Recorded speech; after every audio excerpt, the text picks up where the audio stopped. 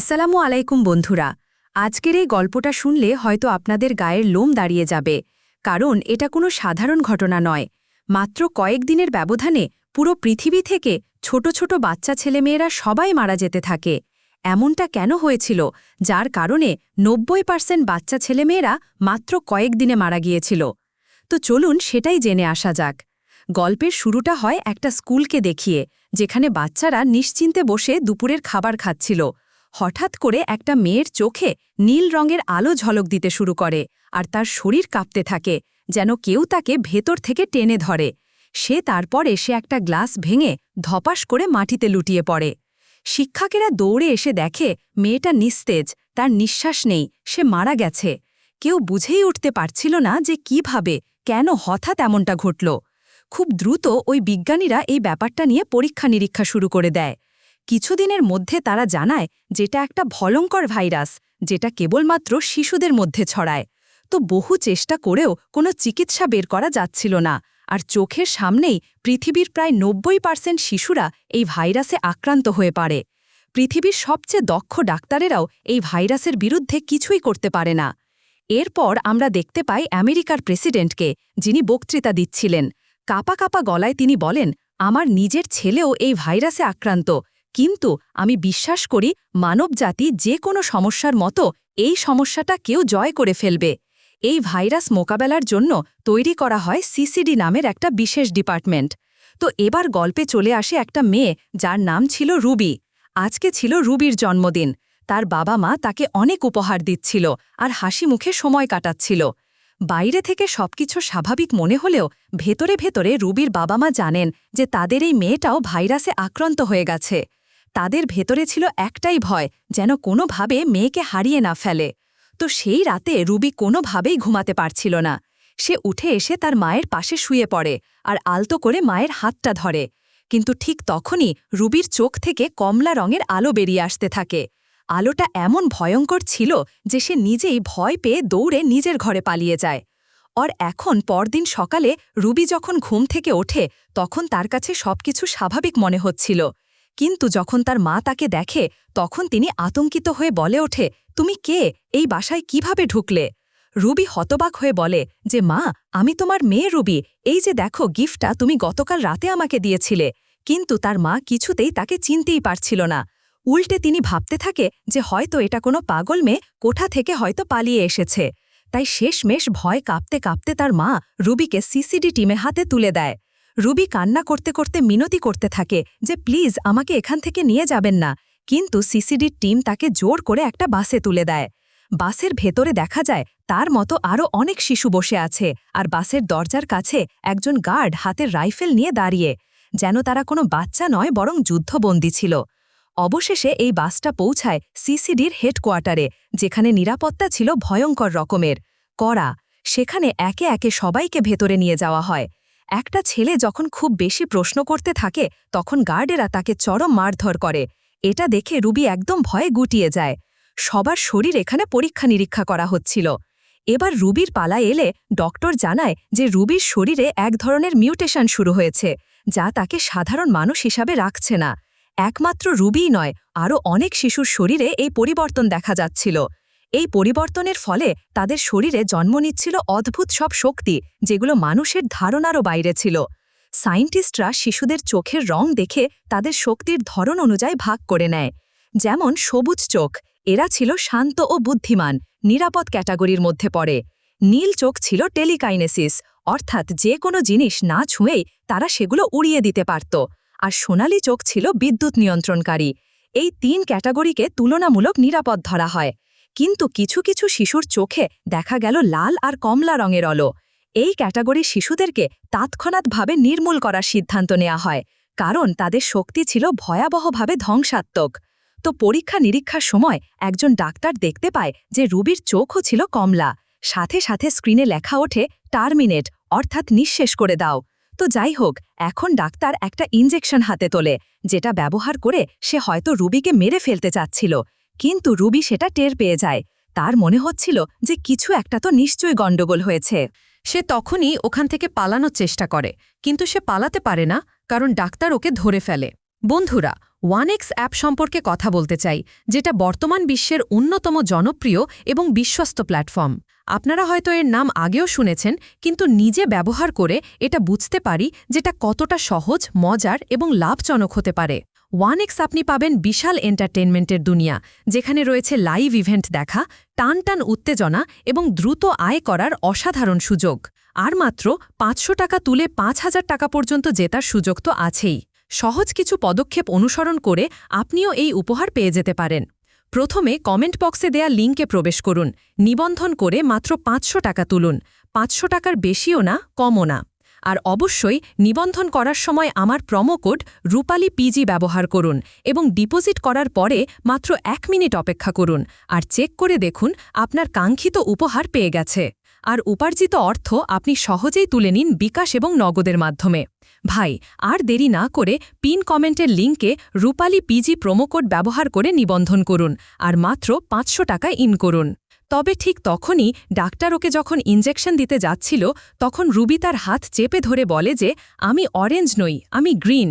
এই কথার মাঝেই রুবির চোখে এক ঝলক কমলা আলো জ্বলে ওঠে, আর তখনই ডাক্তার কোনো কথা না বলে চুপচাপ রুবির ফাইল খোলে আর তার ক্যাটাগরি অরেঞ্জ থেকে গ্রিন করে দেয়। এর মানে রুবির ভেতরে এমন ক্ষমতা রয়েছে যার মাধ্যমে সে অন্য কারো মস্তিষ্ক নিয়ন্ত্রণ করতে পারে। এরপর সকল বাচ্চাদেরকে আলাদা আলাদা রঙের কাপড় পরানো হয়, গ্রিন, ব্লু আর গোল্ডেন।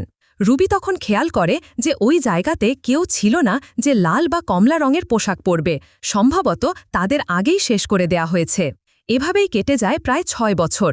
এখন গ্রিন ক্যাটাগরির শিশুরা অনায়াসে কঠিন সকল কাজ করে ফেলে, কিন্তু রুবির পক্ষে সেগুলো বোঝা বা করা একদমই সম্ভব হচ্ছিল না। এই সময়ের মধ্যে ক্যাপ্টেন ম্যাকমাসের চোখ পড়ে রুবির ওপরে। সে সরাসরি বলে যে, তোমার মাথা যেভাবে কাজ করে তোমাকে কে তো আমার গ্রিন মনেই হচ্ছে না। এই কথা শুনে রুবি ভেতরে ভেতরে খুবই ভয় পেয়ে যায়। পরে সে তার গ্রুপের সাথে আবারও নিজের রুমে ফিরে যায়। আর তখনই হঠাৎ স্পিকারে এক উচ্চ ফ্রিকোয়েন্সির সাউন্ড বাজতে শুরু করে, এমন এক তীব্র আওয়াজ যা শুধুমাত্র এই বিশেষ ক্যাটাগরির শিশুরাই শুনতে পায়, বাকি কোনো সাধারণ মানুষেরা শুনতেও পায় না। রুবে এই শব্দ আর সহ্য করতে না পেলে জ্ঞান হারিয়ে ফেলে। চোখ খুলে সে দেখে যে সে একটা মেডিকেল রুমে আছে আর তার সামনে বসে আছে একজন ভদ্র মহিলা ডাক্তার। এই সময় একজন গার্ড এসে বলে, সময় শেষ, চলুন। এখান থেকে ডাক্তার তখন তাড়াহুড়ো করে একটা কাগজে কিছু লিখে রুবির টেবিলের পাশে রেখে চলে যায়। রুবি কাগজটা তুলে পড়ে যে, তোমার ব্যাপারে ওরা জেনে গেছে, বাঁচতে চাইলে বয়লার রুমে চলে আসো। রুবি তাই আর এক মুহূর্ত দেরি করে না, চুপচাপ সে অন্য একটা রুমে গিয়ে পৌঁছে যায়, যেখানে সে মহিলা ডাক্তার ওকে লুকিয়ে একটা গাড়ির কাছে নিয়ে আসে। কিন্তু ঠিক তখনই একজন গার্ড ওদের পথ আটকে দেয়। তখন রুবি তার মানসিক শক্তি ব্যবহার করে গার্ডের মস্তিষ্ক নিয়ন্ত্রণ করে আর বলে, দরজা খুলে দাও। গার্ড কিছু না বুঝে দরজাটা খুলে দেয়। বহুদিন পর মুক্ত আকাশ, খোলা বাতাস এসব কিছু দেখে রুবির মুখে আসে এক অদ্ভুত শান্তির চাপ। তখন সেই ডাক্তার তাকে বলে যে, এই দুনিয়াতে এখন আর বেশি তরুণ মানুষ নেই, অনেকে শহর ছেড়ে চলে গেছে। রুবি তখন তার বাবা মায়ের সঙ্গে দেখা করতে চায়। ডাক্তার বলে যে, তুমি চাইলে যেতে পারো, কিন্তু এটা খুবই বিপজ্জনক হবে।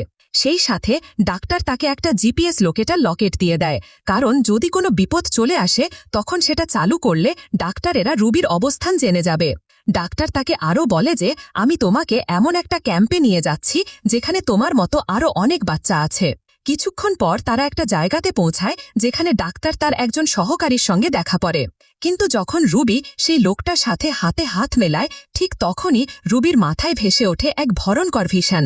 সে দেখতে পায় যে অনেক বাচ্চা কাচ্চারা দৌড়ে পালিয়ে যাচ্ছে, প্রচণ্ড আতঙ্কে বাঁচার তাগিদে। রুবি তখন ভয় পেয়ে যায়। পরে যখন সে কাপড় পাল্টাতে চলে যায়, সেখানে আরেকটা মেয়ে তার চোখে পড়ে। সে ছিল একজন গোল্ডেন, কিন্তু রুবিকে দেখে সে এতটাই ভয় পেয়ে যায় যে আচমকা রুবির ওপরে সে বিদ্যুতের আঘাত হানে আর নিজেই পালিয়ে গিয়ে একটা ভ্যানে লুকিয়ে পড়ে।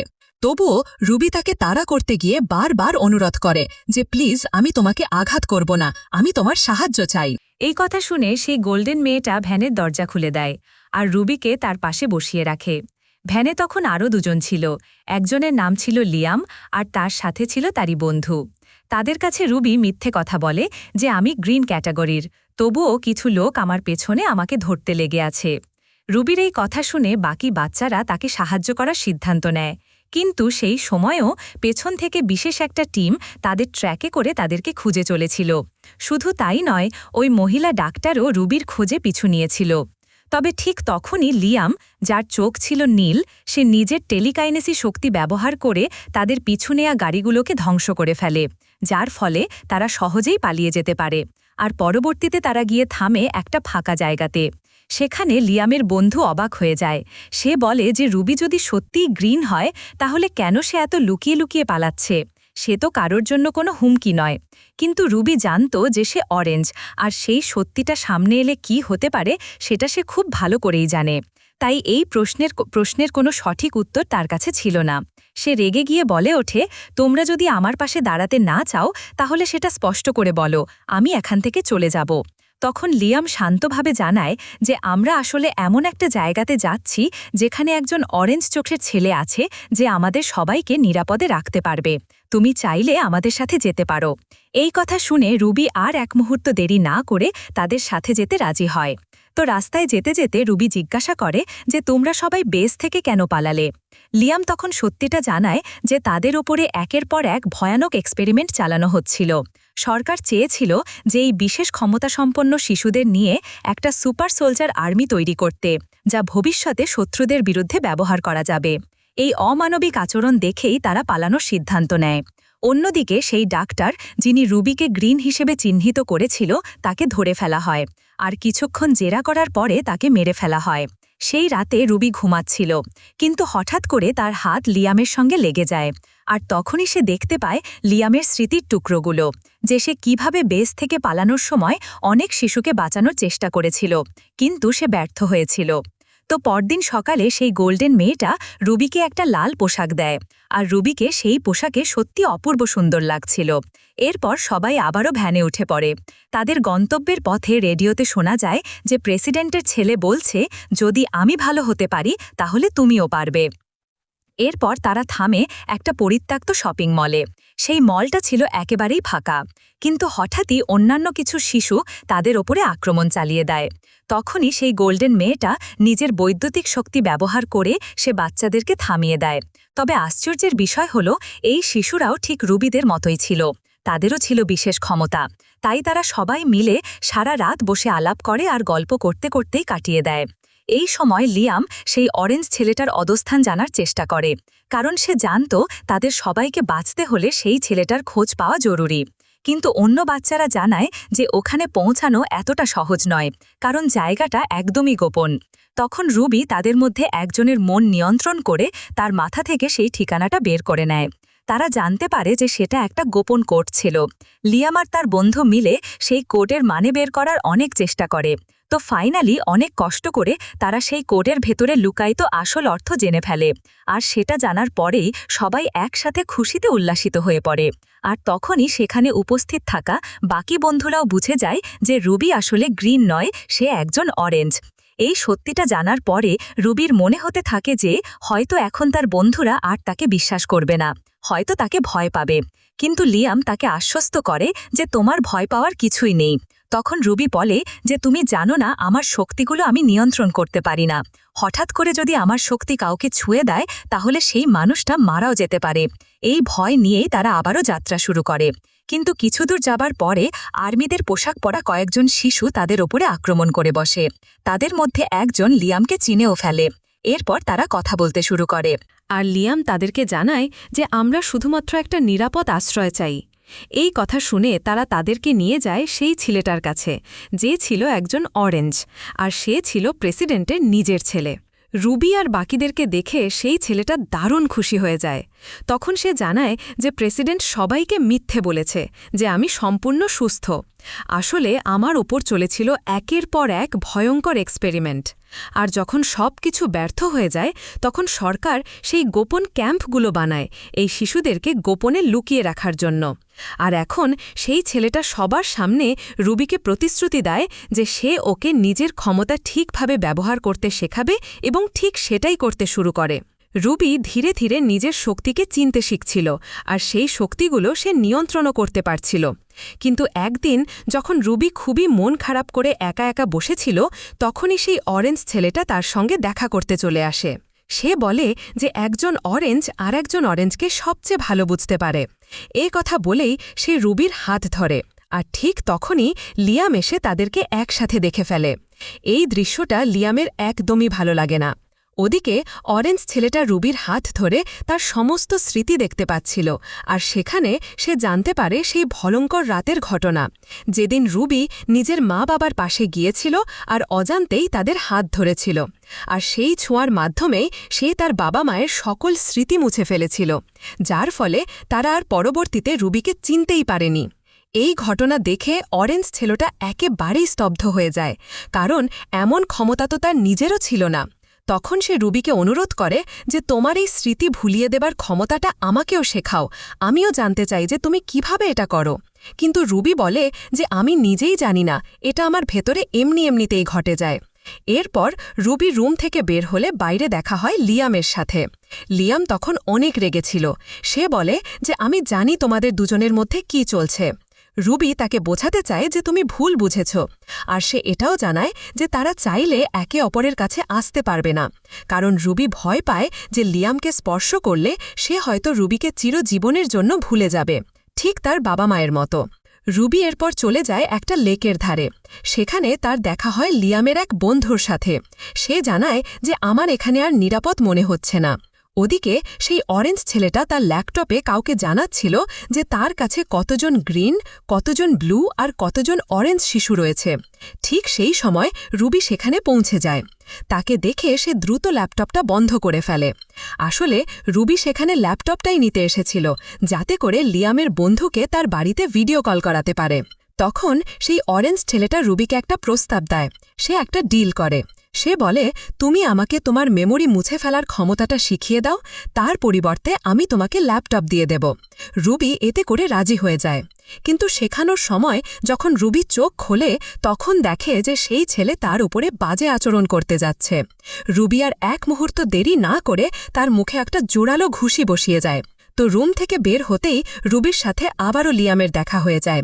আর লিয়াম যখন রুবির সাথে ঘটা এই ঘটনাটা জেনে যায়, তখন সে তো রেগে মেগে আগুন হয়ে যায়। সে চায় এখন সেই ছেলের ওপরে প্রতিশোধ নিতে, কিন্তু রুবি তাকে কোনোভাবে শান্ত করে ফেলে, কারণ সে জানে যে এখন এই জায়গাটা তাদের জন্য আর নিরাপদ নয়। তাই সেদিন রাতে তারা সবাই পালিয়ে যাবার পরিকল্পনা করে। কিন্তু তখনই বেস ক্যাম্পের জেনারেল এসে এখানে হাজির হয়, আর তার সাথে ছিল সেই অরেঞ্জ ছেলেটা। সবার কাছে যখন সত্যটা পরিষ্কার হয়ে যায় যে এই ছেলেটা আসলে প্রেসিডেন্টের পুত্র আর সে নিজের বাবার অনুগত ছিল, তার পরিকল্পনা ছিল যত বেশি শিশু এখানে জড়ো করা যায় তাদেরকে নিয়ে একটা অরেঞ্জ লিডার আর্মি বানানো।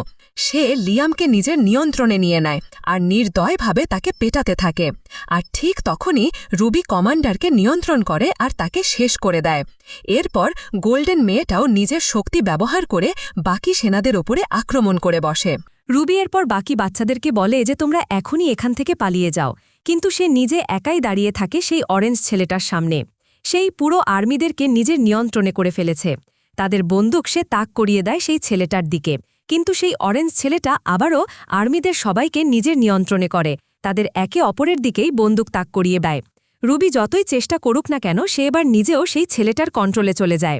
ছেলেটা যখন বলে যে আমি তোমার সকল দুঃখের স্মৃতি মুছে ফেলব, তারপর আমরা একসাথে পুরো দুনিয়ার ওপরে রাজত্ব করব, ঠিক সেই মুহূর্তে রুবি হঠাৎ নিজেকে দৃঢ়ভাবে জাগিয়ে তোলে আর তারপর আকাশে উঠতে থাকা একটা হেলিকপ্টারকে নিয়ন্ত্রণ করে, আর সেটা সে ওই ছেলেটার মাথার ওপরে ফেলে দেয়। তবে অন্য একটা হেলিকপ্টার তখনই রুবের ওপরে আক্রমণ করতে যায়।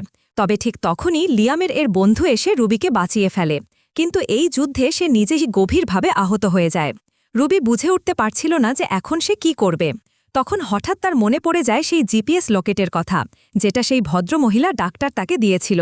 রুবি যদিও জানত না যে সে কাকে এখন বিশ্বাস করবে, তবুও সেই ডাক্তার এমন একজন ছিল যাকে একটু হলেও রুবি ভরসা করত। রুবি তখন সেই জিপিএস লোকেটার অ্যাক্টিভ করে দেয়, আর তার কিছুক্ষণের মধ্যে ডাক্তার তার একজন সহকর্মীকে সাথে নিয়ে রুবিদেরকে উদ্ধার করতে ঘটনাস্থলে পৌঁছে যায়। রুবির চোখ খোলে আর সে নিজেকে একটা নরম বিছানায় দেখতে পায়। তার সামনেই বসেছিল সেই ডাক্তার একটা চেয়ার নিয়ে। ডাক্তার জানায় যে তোমার আহত বন্ধুটা এখন হাসপাতালে, তবে আশা করছি সে দ্রুতই সুস্থ হয়ে উঠবে। কিন্তু এরপর ডাক্তার তাকে জানায় একটা দুশ্চিন্তার কথা। লিয়াম এখন আর এখানে থাকতে চাইছে না। তাকে অনেক বোঝালেও সে এখান থেকে চলে যেতে চায়। তবে সে তোমাকে একা রেখে যাবে না রুবি। এই কথাগুলো রুবির হৃদয়টাই ভেঙে ফেলে। কিন্তু ডাক্তার তাকে আরও জানায় যে আমাদের মূল লক্ষ্য হল প্রেসিডেন্টকে প্রকাশ্যে নিয়ে আসা। তার সকল গোপন অপকর্ম, শিশুদের ওপরে চালানো পরীক্ষাগুলো সবকিছু পৃথিবীকে জানাতে হবে, আর তোমার সাহায্য ছাড়া সেটা কোনোভাবেই সম্ভব না। কিন্তু রুবি চাইতো না যে এই যুদ্ধে লিয়ানের কোনো ক্ষতি হোক, তাই সে চুপচাপ লিয়ামের কাছে গিয়ে তার মাথায় আলতো করে হাত রেখে তার আর নিজের সমস্ত স্মৃতিগুলো সে লিয়ামের মাথা থেকে মুছে দেয়। স্মৃতি মোছার পরে রুবি তার ব্যাগটা হাতে দেয় আর বলে, তুমি বাড়িতে ফিরে যাও লিয়াম। লিয়াম কিছু না বুঝেই বাড়িতে চলে যেতে রাজি হয়ে যায়। আর তাকে বিদায় দিতে গিয়ে রুবির চোখ দিয়ে আস্তে আস্তে অশ্রু ঝরে পড়ে। সে জানে যে সে আজ নিজের হাতে নিজের ভালোবাসাকে ভুলে যেতে দিল, কিন্তু এটাই ছিল সঠিক সিদ্ধান্ত। তো ওদিকে আমরা আবার দেখতে পাই সেই অরেঞ্জ ছেলেটাকে, অর্থাৎ প্রেসিডেন্টের ছেলে, যে কিনা এখনও বেঁচে আছে। সে দাঁড়িয়ে আছে তার পুরো আর্মির সামনে, যাতে সকলকে সে নিজের নিয়ন্ত্রণে করে নিয়েছে। আর তখনই ক্যামেরা কাট করে রুবির দিকে। সে দাঁড়িয়ে আছে সম্পূর্ণভাবে প্রস্তুত এই লড়াইয়ের জন্য, শেষবারের মতো শেষ সত্যের মুখোমুখি হবার জন্য। আর এখানেই শেষ হয়ে যায় এই সিনেমার প্রথম পার্ট।